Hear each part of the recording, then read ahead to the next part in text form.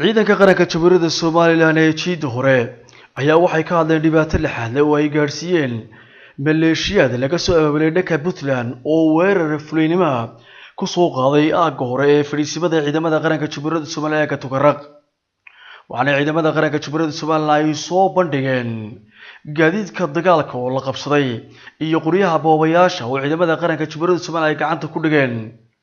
مسؤولينta ugu horeeyay wasiirka wasaaradda biyaha Jamhuuriyadda Soomaaliland Salebaan Yuusuf Cali Koore, agaasimaha guud ee wasaaradda warfaafinta dhaqanka iyo wacyigelinta Jamhuuriyadda Soomaaliland Mudane Cali Maxamed Cali xildhibaan Dhakool ayaa goobjoog ka ahaa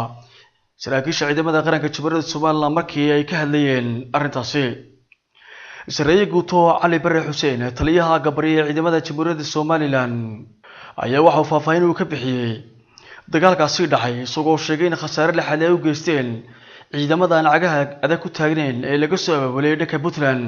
guulaha ay gaareen ciidamada qaranka Jamhuuriyadda Soomaaliland. maanta ay bishu tahay 25 bishii shanaad 2018 waxaan doonayaa halkan inaan warbixin kooban ka bixiyo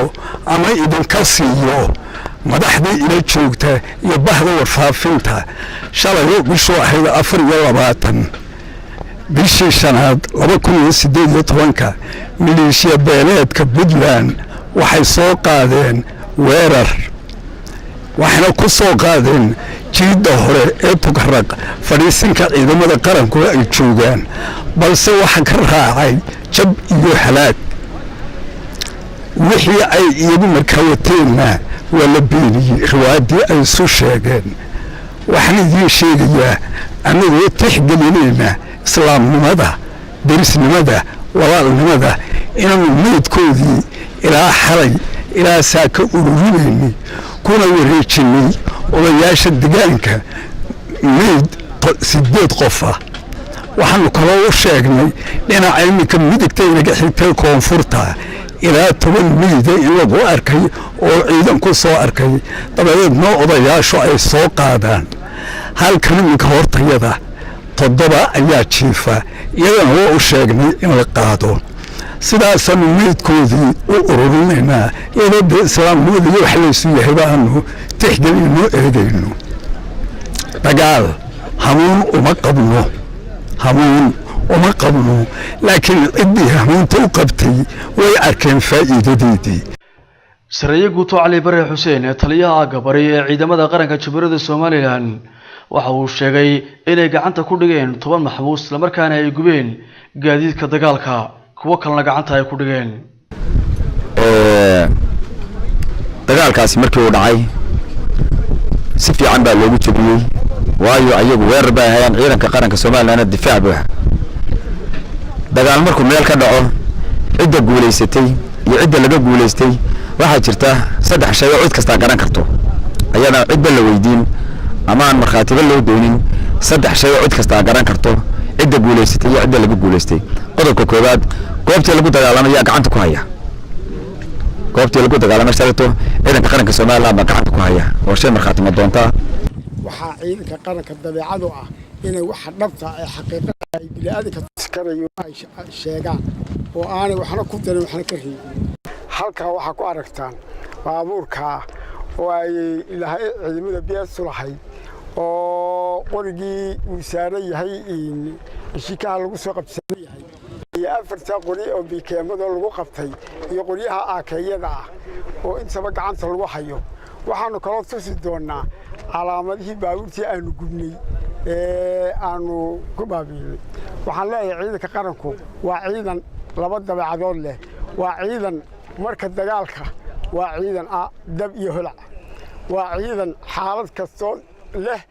waa aragnimo dheeraad iyo khibrad dagaal oo adag.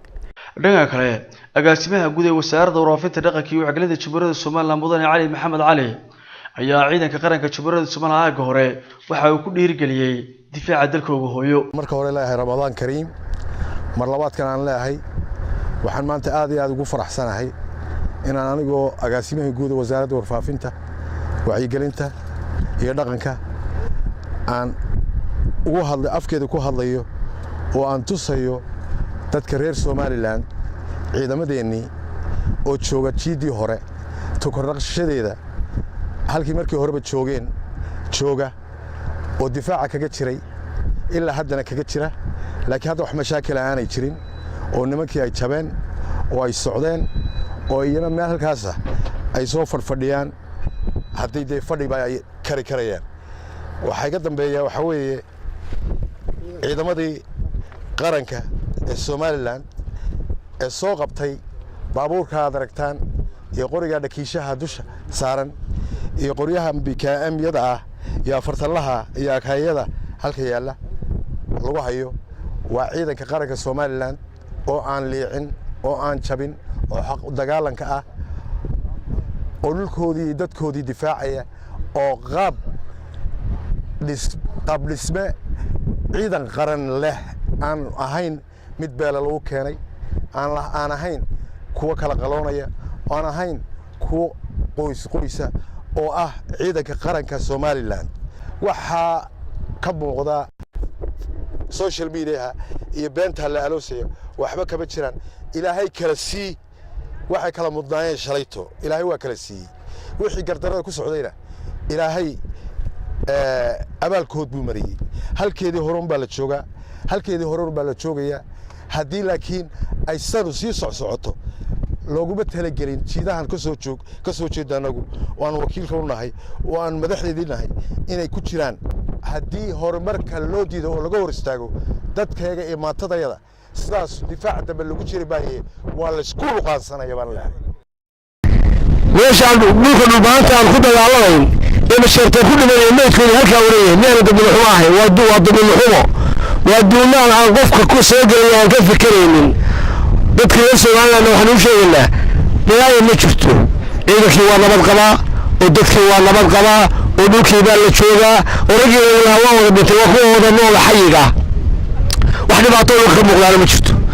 dadka soo duulaya waxaan leenahay waliba ma reeraan baynu joognaa islaam baynu nahay ehel baynu nahay kala guuri mayno dhulkeenu wada degannahay war maatada aad dagaalka soo gelinaysaan ee aydan dhaawacooda qaadi karayn ee aydan maadkooda qaadi karaynin ee calool xumada iyo ceebta lagu ah naga daaya haarta halka qaar baa waran oo halka qaar baa rag 30 nina oo garbaweyna hadda halka waran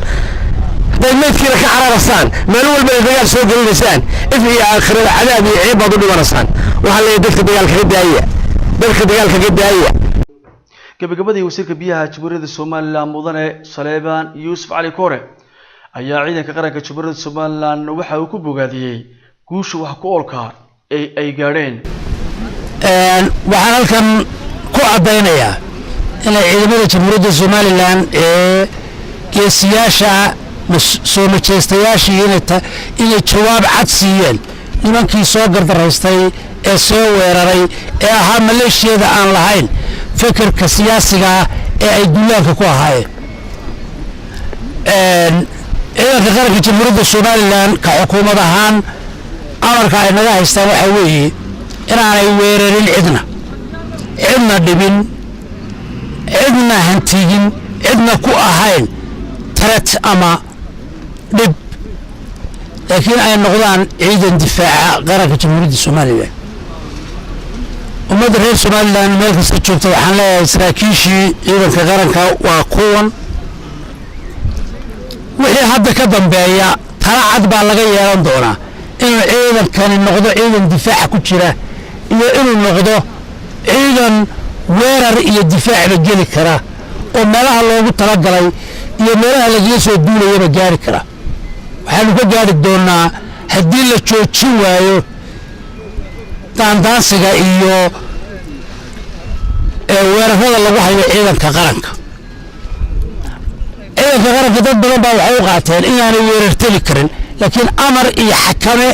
iyo amar cad baanu ku haynaa inaanay ciidanku weerarin cidna ee ay ku jiraan rugahooda difaac shakaalka ayaanu ka dayn doonaa haddii ciidanka lagu wado weerarka oo aan laga dayn dhibta lagu wado ciidanka annaga xakameynay shakaalka iyo xakamaha ciidanka waa ka goyn doonaa waxaanu siin doonaa awoodooda inay ku dhaqaajiyaan ama ku soo afjaraan meel kastoo laga soo duulayo 15 bishan ayaa ahayd markii ciidamada qaranka Jamhuuriyadda Soomaaliya ay dharbaaxa lixaad ay ku dhufteen ciidanka cagaagada aan ku taagnayn ee maamulka Puntland